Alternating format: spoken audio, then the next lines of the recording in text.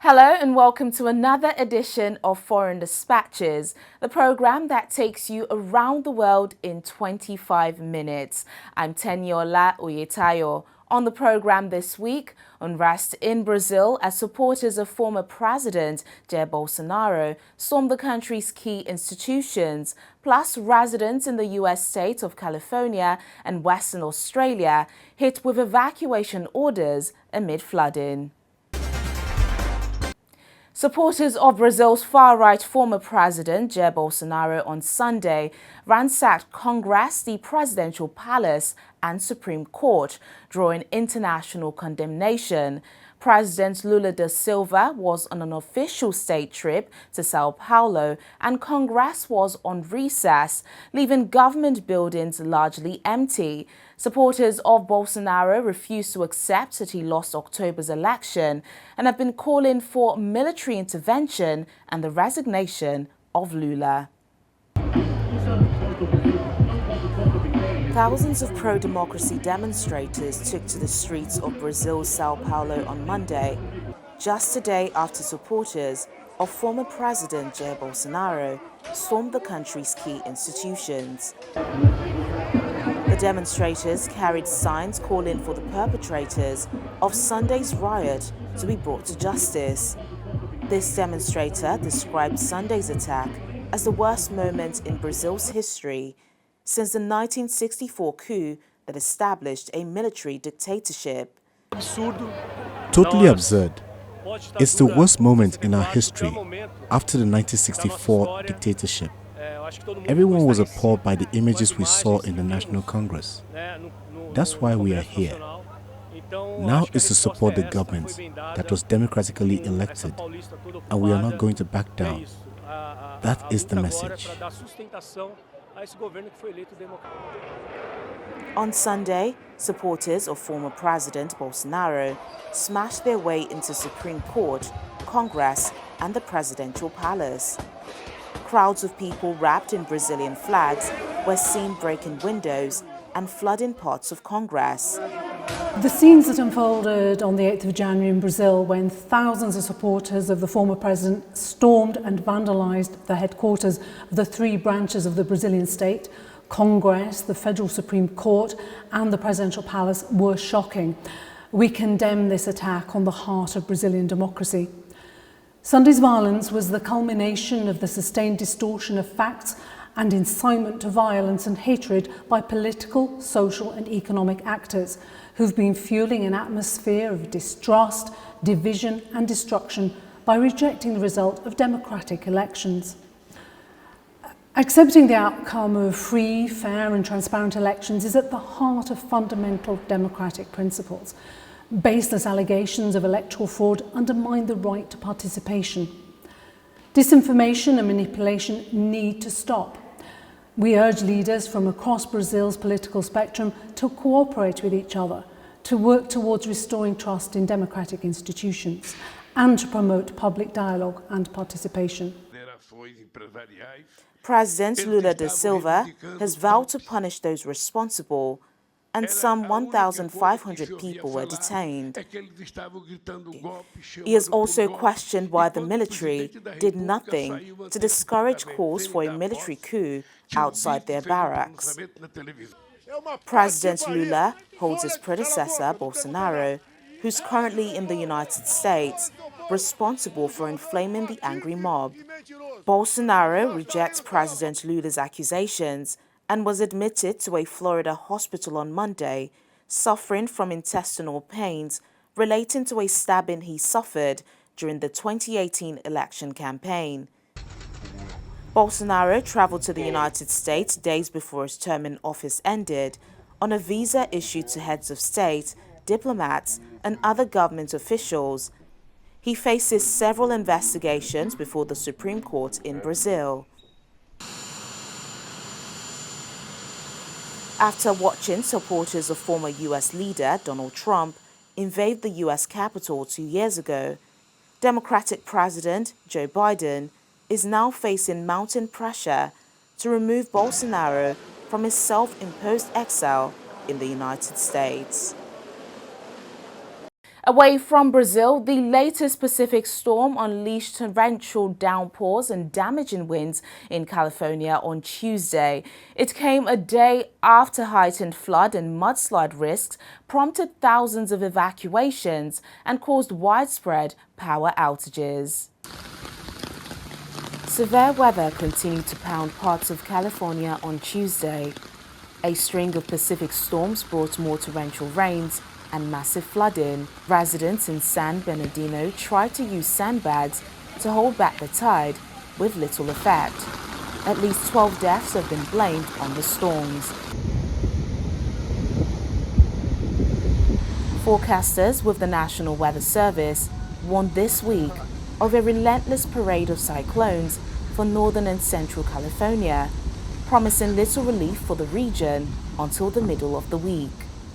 Two overlapping phenomena, an immense airborne stream of dense moisture from the ocean-called an atmospheric river, and a sprawling hurricane-force low-pressure system known as a bomb cyclone, have caused devastating flooding and record snowfall over the past week.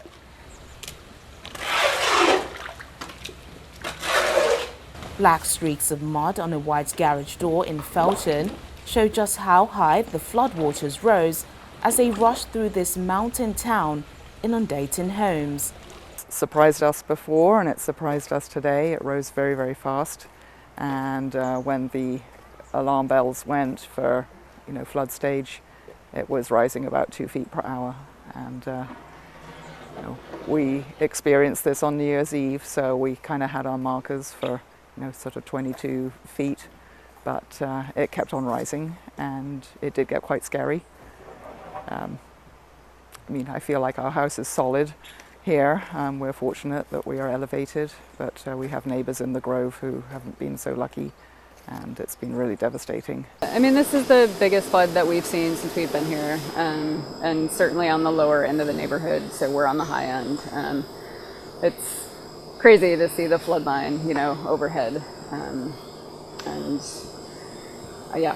I hope people were ready for it. Authorities warned that parts of the California coastline are particularly vulnerable to potentially lethal mudslides after past wildfires strip hillsides bare of foliage. The high winds have also wreaked havoc on the power grid, knocking out electricity. Data from Power Outage US showed as many as 220,000 homes and businesses were without electricity on Tuesday morning. Climate change has increased the frequency and intensity of such events in the region, compounded by years of drought.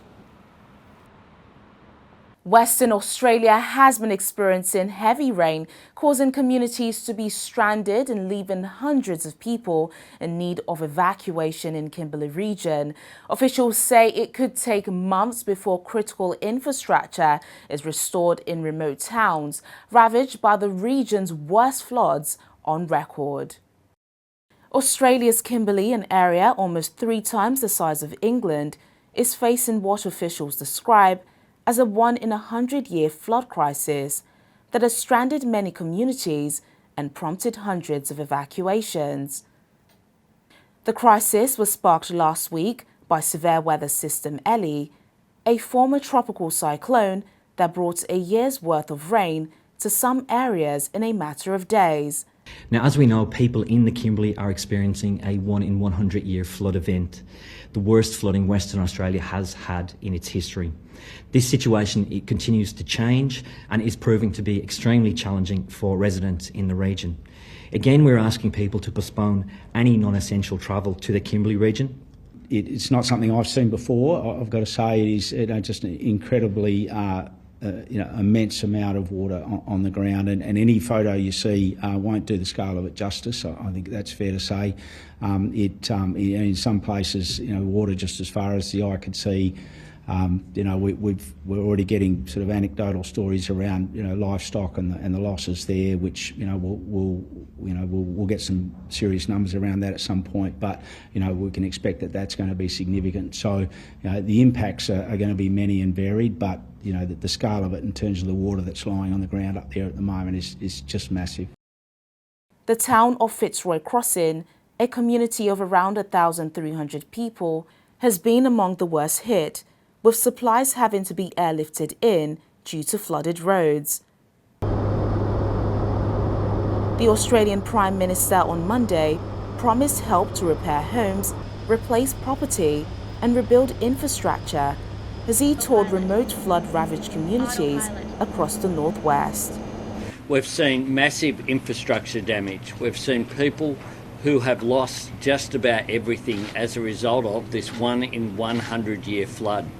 We've seen massive infrastructure damage, particularly to the crossings into Fitzroy Crossing. That will take some time to repair. But today as well, we've had immediate announcement about support that's needed on the ground to help people be able to build back. The emergency in the country's far northwest comes after frequent flooding in Australia's east over the last 2 years, due to a multi-year La Nina weather event typically associated with increased rainfall. Some regions have endured 4 major flood crises since last year. And for many countries in Europe, including the United Kingdom, Italy and Spain, 2022 was the hottest year, according to data records that go back to the 1950s. Spain declared 2022 their hottest year on record and experienced some of their worst wildfires. According to EU scientists, over the past 30 years, temperatures in European countries have increased by more than twice the global average. Intense wildfires, dried up rivers, slashed crop yields. Europe experienced its second warmest year on record in 2022 as climate change unleashed record-breaking weather extremes that led to thousands of deaths. Last summer was also Europe's hottest on record, smashing temperature records in countries including the United Kingdom, Italy, Spain and Croatia. The summer for Europe was the warmest on record, so there's kind of a seasonal record broken. Then there were a number of heat waves where, for instance, the temperature of 40 degrees was reached for the first time ever in the United Kingdom. So that's a country level record. And then if we look at, for instance, southwestern Europe, which was especially hit by all these different heat waves that we saw from May through all the summer months, and actually also during October, especially May and July were very warm for that region. Initial analysis ranked 2022's widespread drought as Europe's worst in 500 years. The hot, dry spell fueled intense wildfires in countries from Spain to Slovenia. And severe heat waves caused more than 20,000 so-called excess deaths in countries including France, Germany, Spain and Britain. But it's not just Europe. EU scientists say 2022 was also the entire world's 5th warmest year since at least 1850. So the Archipelagos data shows that globally it was the 5th warmest year on record, but what's really to note here, I think, is that the last 8 years were all the warmest on record.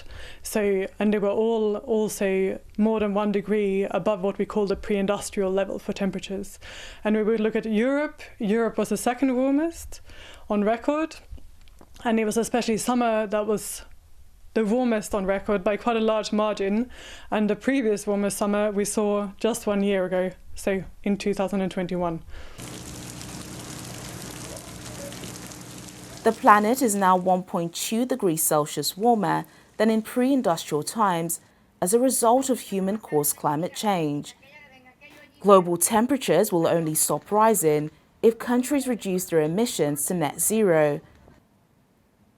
The 27-country EU, Britain, Canada, Japan and others have pledged to reach that goal by 2050.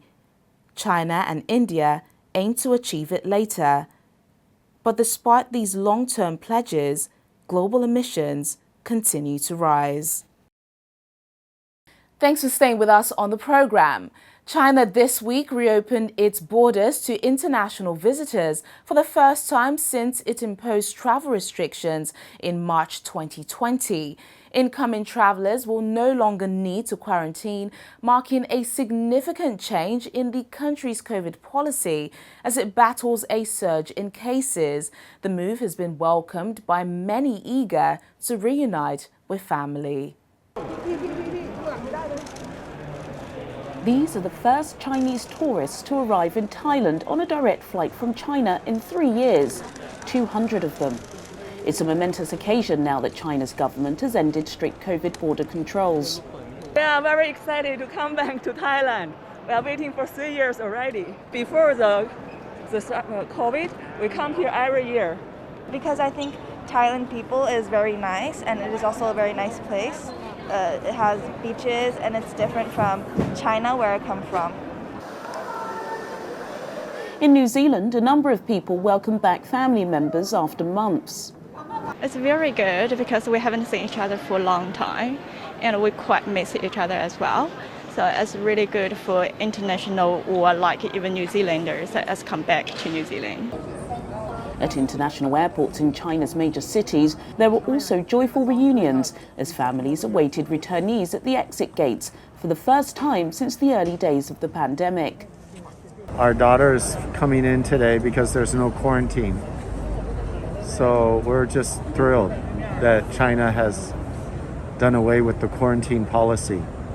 And that's why she chose this flight for today, because it's the first day when people can just come right off the airplane and go home. When I left China at the beginning of December, I was anticipating coming back, being flown to Shenyang instead of Beijing, and spending 8 days on my own in a hotel room and having to go through all the tests and all the protocols and everything else that was involved. So it's a huge relief. Actually, the first time our little daughter sees her grandparents, so yeah, it's a very happy day. Yeah, I'm really excited to see it. Been looking forward to this for a long time. So, following the relaxation of China's zero COVID policy, incoming travellers no longer need to quarantine, only provide a negative PCR test taken within the previous 48 hours. Long lines were seen in Beijing on Tuesday as people eagerly await to renew their passports. It's the first Lunar New Year holiday since 2020 without domestic travel restrictions. The government says it expects people to take 2 billion trips this season, but in these early days of reopening, it's only a trickle. Flight data shows that on Sunday, there were 245 international flights coming and going from China. On the same day in 2019, there were over 2,500. Also, several countries are still cautious about how to deal with inbound Chinese travellers, as the World Health Organization accuses the Chinese government of underreporting the ongoing COVID outbreak inside its borders.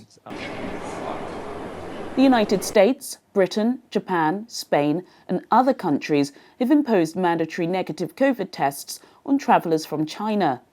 Taiwan said on Monday that nearly 20% of recent arrivals from China had tested positive. Meanwhile, patients in China are reportedly being forced to wait in beds outside entrances and along corridors as hospitals continue to struggle with rising COVID-19 infections. After a long-held zero-COVID policy, China has now relaxed the strict measures, but many funeral homes and hospitals say they are overwhelmed, while international health experts warn that the disease is spreading rapidly across the country. At a hospital in the suburbs of Shanghai, patients on beds line the corridors of the emergency treatment area and main lobby, most of them elderly. A notice on a board advises that patients would have to wait an average of 5 hours to be seen. This has become a common scene across China's hospitals, where emergency wards are reportedly filled to the brink after Beijing abruptly scrapped its stringent COVID controls last month. In some of the most critical remarks to date, The World Health Organization said last week that China's numbers underrepresented hospital admissions, intensive care unit patients and deaths. There are certainly issues in terms of the criteria for recording and reporting deaths attributable to COVID-19. We believe that definition is too narrow, which requires respiratory failure in association with COVID-19 to be registered as a COVID-related death. That is a very narrow definition. We know there are difficulties in all countries very often in recording hospital-related admissions and use of ICU facilities. But again, we believe that the current numbers being published from China underrepresent the true impact of the disease in terms of hospital admissions, in terms of ICU admissions, and particularly in terms of deaths. We continue to ask China for more rapid, regular, reliable data on hospitalizations and deaths, as well as more comprehensive real-time viral sequencing. WHO is concerned about the risk to life in China and has reiterated the importance of vaccination, including booster doses to protect against hospitalization, severe disease, and death. This is especially important for older people, those with underlying medical conditions, and others who are at higher risk of severe outcomes. China had defended its COVID handling measures and says the country's epidemic situation is controllable. Chinese health officials have said only deaths caused by pneumonia and respiratory failure in patients who had the virus are classified as COVID deaths. But disease experts outside China say its approach misses other widely recognized types of fatal COVID complications, from blood clots to heart attacks, sepsis and kidney failure. It's quite possible that there'll be 1 million deaths or more this winter from COVID in China. And that number, it could have been much larger if China had opened 2 years ago and hadn't continued with zero COVID before vaccines were available. There would have been many, many more deaths from COVID in China. But at the same time, that number, 1 million or more, that could be a much lower number if there was a better preparation and possibly better timing for the transition away from zero COVID. In December last year, the WHO said it had received no data from China on new COVID hospitalizations since Beijing lifted its zero COVID policy. On Tuesday, state media reported that many parts of China are already past their peak of COVID-19 infections, with officials further downplaying the severity of the outbreak, despite international concerns about its scale and impact. And finally, on the programme, the world's largest floating international book fair has docked at Egypt's canal city of Port Said, attracting book lovers of all ages. Visitors of Logos Hope are offered a selection of thousands of wide-ranging titles to enjoy. The crew consists of 330 volunteers from 60 different nationalities. Let's take a look inside. It's a sight to behold for book lovers and readers as the world's largest floating book fair, Logos Hope, docks in Egypt's Port Said. Wearing traditional costumes of their countries, the volunteer crew of the ship Logos Hope welcome visitors with a smile on their faces. We were very much looking forward to come back because in the previous visit was only in 2010, so it's been a long time already. But we have been told is that we had about 62,000 visitors. In that time, that was about 2 weeks visit only. So we're expecting lots of people to come, and what we're expecting is really just to get to know each other, that people can come on board, that we can have an intercultural exchange, that we can share about our foods, our families, our music. Visitors to Logos Hope are offered a selection of around 5,000 different titles across a wide range of subjects from science, sports, arts, medicine and novels in both Arabic and English. According to the captain of Logos Hope, James Berry, the crew consists of 330 volunteers from 60 different nationalities. Logos Hope is a pretty big ship actually, 132 metres long. We say we're the largest international floating book fair in the world. Yeah, we have a completely volunteer crew, 330 crew from over 60 different countries that come and give their time here on board. I also said we're a book fair. We have about 5,000 different titles of books on board, a mixture of all kinds of books, some in English, some in Arabic. Yes, so we're a bookshop. We're here in Port Said, open to the public, so you're all warmly invited to come and visit. Operated by GBA Ships, a non-profit organization based in Germany, it continues the work of her sister ships Logos, Doulos and Logos 2. The vessels have visited over 150 countries and territories since 1970, welcoming 49 million people on board. The ship, which visited Egypt for the first time in 2010, chose Port Said as its first destination in 2023 and will stay there until the 23rd of January. And that's the program today, but remember, you can always catch up on all our top stories on channelstv.com/web. Thank you so much for watching. I'm Tenyola Oyetayo. See you next time.